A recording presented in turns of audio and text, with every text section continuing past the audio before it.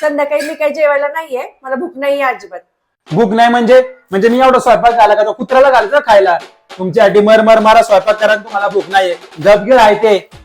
ओ काय झालं तुम्हाला? काय नाही, पण झालंय काय सकाळपासून? काही नाही झालेलं. कारण ना माझी कुणालाच किंमत नाहीये. किती करा घरासाठी कुणाला किंमत नाही. अहो पण मी काय केलं तुम्हाला?